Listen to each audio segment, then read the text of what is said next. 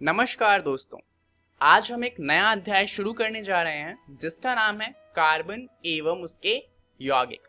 तो जाहिर सी बात है, हम इसके अंदर कार्बन की बात करने वाले हैं और उससे जुड़े हुए कुछ यौगिक होंगे, उनकी बात करेंगे।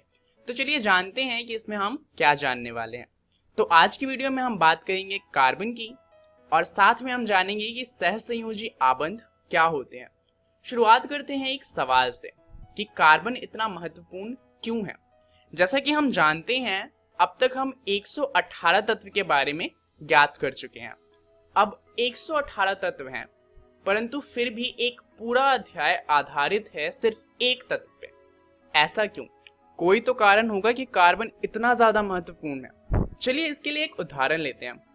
हम जानते हैं कि हमें सांस लेने के लिए ऑक्सीजन की जरूरत होती है। अब ऑक्सीजन हमें कहाँ से मिलता है? पेड़ पौधों से। पेड़ पौधों को ऑक्सीजन देने के लिए क्या चाहिए होता है? कार्बन डाइऑक्साइड, क्योंकि जब वो कार्बन डाइऑक्साइड लेते हैं तब वो प्रकाश संश्लेषण कर पाते हैं जिससे ऑक्सीजन बनती है। अब यहाँ पर आप एक नाम देखेंगे, कार्बन। तो अगर कार्बन डाइऑक्साइड नहीं होगा तो पेड़ पौधे ऑक्सीजन नहीं बना पाएंगे और ऑक्सीजन नहीं बनेगा तो हम जीवित नहीं रह सकते। तो आप ये देख सकते हैं कि एक तरीके से हमारा जीवन निर्भर करता है कार्बन पे। और सिर्फ इतना ही जरूरी नहीं है, दरअसल कार्बन और भी बहुत ज्यादा कारणों से बहुत ज्यादा महत्वपूर्ण है। अब ये सब क्यों है, ये हम इस चैप्टर के एंड तक समझ जाएंगे। चलिए शुरुआत करते हैं कार्बन को समझते हुए, परंतु उससे पहले हमें कुछ बातें जाननी है जो हम पहले से जानते हैं, परंतु एक बार फिर से देख लेते हैं। पहला है परमाणु क्रमांक। रसायन विज्ञान एवं भौतिकी में सभी तत्वों को एक अलग अलग परमाणु क्रमांक यानी कि एटॉमिक नंबर दिया गया है जो एक तत्व को दूसरे तत्व से अलग करता है।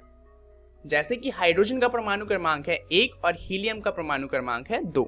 अब अलग अलग क्यों है? मान लीजिए हाइड्रोजन और हीलियम दोनों का ही परमाणु क्रमांक 1 होता तो दिक्कत क्या हो जाती कि अगर कोई ये कहता कि मुझे एक ऐसा कंपाउंड या ऐसा एटम दो जिसका परमाणु क्रमांक 1 है, तो हमें कंफ्यूजन हो जाती कि उसे हाइड्रोजन का एटम देना है या फिर हीलियम का। और इसीलिए हर अणु या हर एटम का जो परमाणु क्रमांक है वो अलग होता है। तो किसी तत्व का परमाणु क्रमांक उसके तत्व के नाभिक में स्थित प्रोटॉनों की संख्या के बराबर होता है। जैसा कि आप यहाँ पर देख सकते हैं, जो हरे रंग से दिखाया गया है वो प्रोटॉन है। और दरअसल ज्यादातर अणुओं में प्रोटॉन, इलेक्ट्रॉन और न्यूट्रॉन की संख्या बराबर ही होती है, परंतु यहाँ पर कुछ ऐसे एटम हैं जहाँ पर ऐसा नहीं होता। इसलिए हम कह सकते हैं कि प्रोटॉन की संख्या के बराबर होता है परमाणु क्रमांक। अब यहाँ पर परमाणु क्रमांक क्या हो जाएगा? 3, यानी कि हमारा जो अणु है वो लिथियम का अणु है। चलिए अब एक और बात समझते हैं जो कि है इलेक्ट्रॉनिक विन्यास। अब ये क्या होता है? अणु, परमाणु या किसी अन्य भौतिक संरचना में इलेक्ट्रॉनों की व्यवस्था को इलेक्ट्रॉन विन्यास यानी कि इलेक्ट्रॉन कॉन्फ़िगरेशन कहते हैं। इसे समझने के लिए आप इसे देखिए। आपको ये तो याद होगा ही, सेंटर में हमारा है नाभिक और उसके आसपास है KLMN शेल। इसमें होता क्या है कि K शेल के अंदर 2 इलेक्ट्रॉन आ सकते हैं, L के अंदर 8 इलेक्ट्रॉन आ सकते हैं और इसी तरीके से आगे चलता है। तो यहाँ पर जो इलेक्ट्रॉन डाले जाएंगे उसी को कहा जाएगा इलेक्ट्रॉनिक विन्यास, कि किस तरीके से इलेक्ट्रॉन को डाला जाए। तो चलिए अगर इतनी बात समझ आ गई है तो शुरुआत करते हैं कार्बन को समझते हुए। अब कार्बन का क्या है कि वो धरती पर 3 अलग अलग रूपों में मिलता है और उसके जो तीनों रूप हैं उन्हें अपरूप कहा जाता है। चलिए शुरू करते हैं पहले अपरूप को समझते हुए, जो कि है ग्रेफाइट। यह हमारी पेंसिल्स में लगा होता है, जिससे लिखते हैं हम, वो ग्रेफाइट होता है। अब इसका क्या है कि यह बहुत ही मुलायम होता है। जाहिर सी बात है, आपने भी कई बार पेंसिल को जब छीला होगा तो वो छीलते ही कई बार टूट जाता है। तो ग्रेफाइट इतना ज्यादा मुलायम होता है। दूसरा, यह विद्युत का सुचालक होता है। तो अगर आप ग्रेफाइट पे एक जगह से तार जोड़ें और दूसरी जगह पे दूसरा तार लगाएं तो वहां पर जो विद्युत है वो प्रवाह कर जाएगी, बिकॉज यह विद्युत का सुचालक होता है। इसका दूसरा अवरूप है डायमंड यानी कि हीरा। अब हीरा प्रकृति में मिलने वाला सबसे कठोर तत्व है। यहाँ पर आप देख सकते हैं, एक अवरूप इतना मुलायम कि हाथ से टूट जाता है और दूसरा प्राकृतिक रूप से मिलने वाला सबसे कठोर तत्व। यहाँ पर डायमंड जो है वो विद्युत का कुचालक होता है और यह बहुत ही ज्यादा चमकीला होता है। इसका एक और अवरूप है जिसका नाम है बकमिंस्टर फ्लोरीन। परंतु इसकी खोज हाल ही में हुई है और हमें इसके बारे में ज़्यादा नहीं पता। सिर्फ इतना पता है कि इसमें 60 कार्बन के अणु होते हैं जो इसे एक फुटबॉल जैसा आकार देते हैं, और इसके अलावा हमें इसके बारे में कुछ भी नहीं पता है और इस पर अभी भी रिसर्च चल रही है। तो ये 3 अवरूप है जिस रूप में हमें कार्बन धरती से मिलता है। चलिए आप समझते हैं कार्बन के कुछ रासायनिक गुणों को।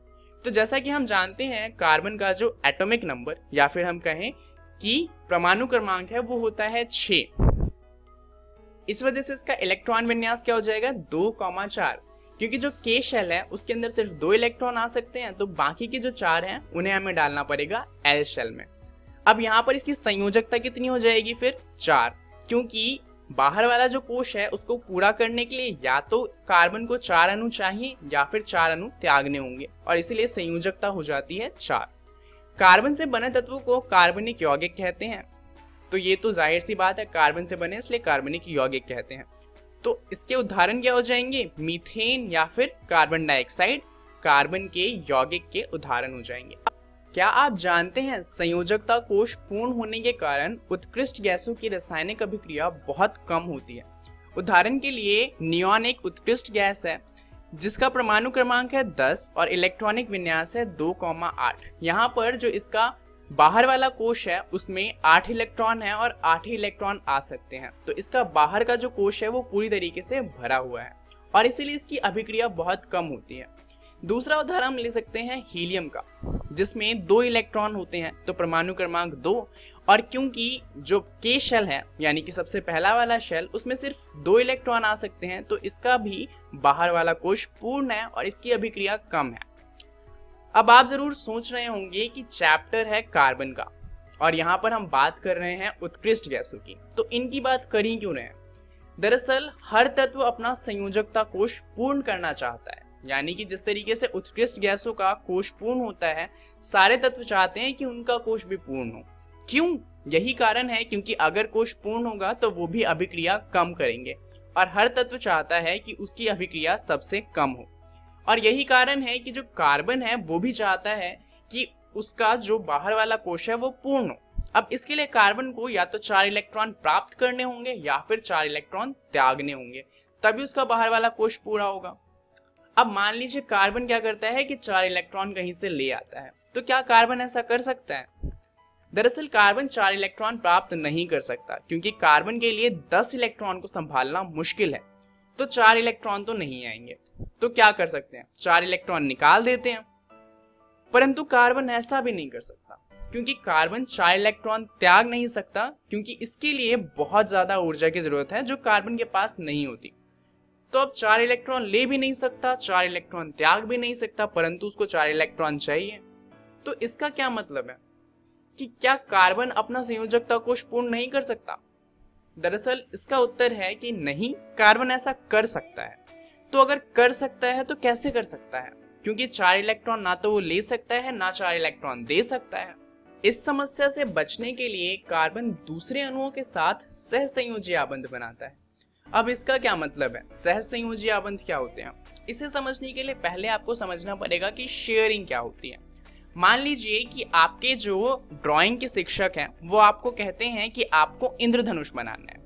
अब उसके लिए आपको 7 अलग अलग रंग चाहिए, परंतु मान लीजिए कि आपके पास 6 रंग हैं और आपके पास लाल रंग नहीं है, तो आप इंद्रधनुष नहीं बना पाएंगे। परंतु यहाँ पर क्या है कि आपके दोस्त के पास लाल रंग है, तो आप क्या करेंगे, आप उससे कहेंगे कि भाई मुझे लाल रंग दे दे, मुझे इंद्रधनुष बनाना है। तो आपको आपका फ्रेंड क्या कहता है कि ठीक है तू लाल रंग ले ले, परंतु मुझे अपने बाकी 6 रंग दे दे, क्योंकि मुझे भी बनाना है, सर ने मुझे भी बनाने को कहा है। तो आप कहेंगे ठीक है तू मुझे लाल रंग दे, मैं बना लेता हूँ, उसके बाद तू भी बना लियो। तो यहाँ पर क्या होगा कि आप दोनों का ही इंद्रधनुष बन जाएगा। तो यहाँ पर आपने क्या किया, आप दोनों ने मिलकर अपने जो कलर थे उनको आपस में बांट लिया। सहसंयोजी आबंध में भी कुछ ऐसा ही होता है। जैसे कि ये है कार्बन, जिसके बाहर वाले कोश में 4 इलेक्ट्रॉन है और इसे क्या चाहिए, 4 और इलेक्ट्रॉन चाहिए। तो ये क्या करेगा, 4 हाइड्रोजन के एटम ढूंढ लेता है मान लीजिए। तो हाइड्रोजन को क्या है, हाइड्रोजन को 1 इलेक्ट्रॉन और चाहिए जिससे उसका बाहर वाला कोश पूरा हो जाए।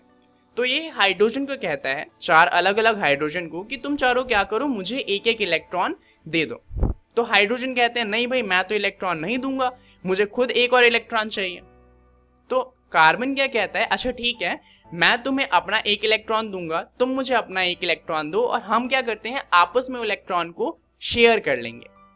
तो हाइड्रोजन बोलते हैं ठीक है, क्योंकि अब हाइड्रोजन के पास क्या है, उसके पास भी 2 इलेक्ट्रॉन आ जाएंगे, तो उसका बाहर वाला कोश पूरा हो जाएगा। और अगर कार्बन हाइड्रोजन से 4 इलेक्ट्रॉन ले लेता है, 4 अलग अलग हाइड्रोजन से, तो उसके पास भी 8 इलेक्ट्रॉन हो जाएंगे।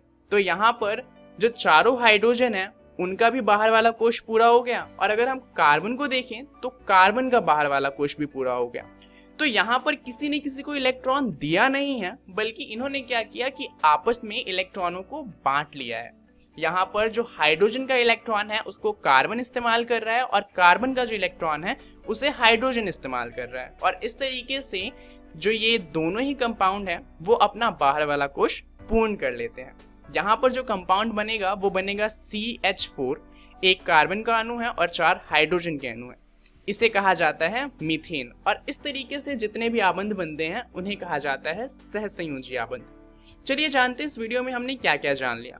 तो सबसे पहले हमने बात करी कार्बन की, और उसके बाद हमने जाना कि सहसंयोजी आबंध क्या होते हैं। अब इसके बारे में आपको पढ़ना है अपनी NCERT की किताब से कार्बन एवं उसके यौगिक वाले अध्याय में। जो टॉपिक आपको पढ़ना है वो है कार्बन में आबंधन और सहसंयोजी आबंध। अगली वीडियो में हम बात करेंगे सहसंयोजी आबंध की, कार्बन की सर्वोत्तमुखी प्रकृति के बारे में, और श्रृंखलाएं, शाखाएं एवं वलय क्या होते हैं उसे जानेंगे। इस वीडियो के लिए इतना ही, धन्यवाद।